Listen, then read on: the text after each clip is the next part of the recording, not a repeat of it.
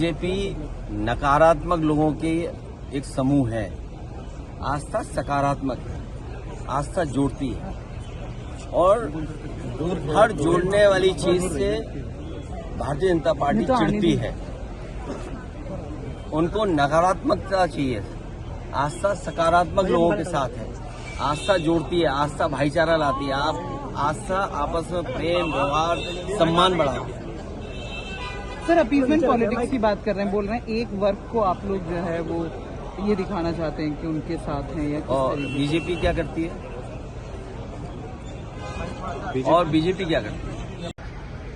उनकी voter list Uttar Pradesh की देख लीजिए, जिसकी हमने 18,000 वोट जो भारतीय जनता पार्टी के इशारे पर इलेक्शन कमीशन ने और उनके अधिकारियों ने डिलीट किए थे। 18,000 वोट जो डिलीट किए हुए थे, जिन्होंने वोट डाला था अगले चुनाव में उनको डिलीट कर दिया गया था।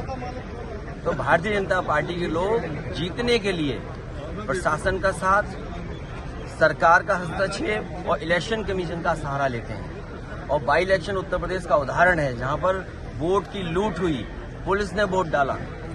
किसको ड्यूटी पर कौन लगेगा, उनको कौन सूट करता है, जो प्रिसाइडिंग ऑफिसर्स हैं उनको टारगेट दिए गए थे। और अगर आप देखना चाहें, बाई इलेक्शन के समय पर हम लोगों ने इलेक्शन कमीशन को टैग किए वो वीडियोस, जिसमें प्रिसाइडिंग ऑफिसर ये स्वीकार कर रहे हैं कि हाँ, हमें टारगेट दिया गया था, हमें इतने फर्जी वोट डालने हैं।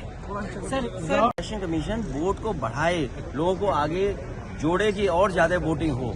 सर, बीजेपी का ये भी कहना है कि हमने जो है वो चर्चा की है, कहा है कि बात करें, पर ये लोग बात नहीं करना चाहते हैं, सिर्फ मकर द्वारा। अच्छा, बिना प्रधान के किसको बयान दें, किसको अपनी बात सुनाएं?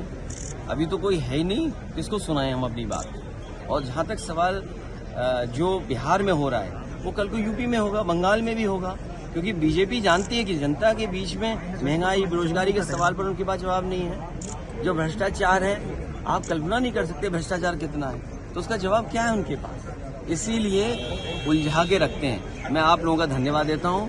और अगर आपको नकारात्मक बात सुननी है तो ANI पे बहुत सारे ऐसे रिकॉर्डेड वीडियो होंगे जो आप दोबारा प्ले कर सकते हैं। राहुल गांधी कह रहे हैं कि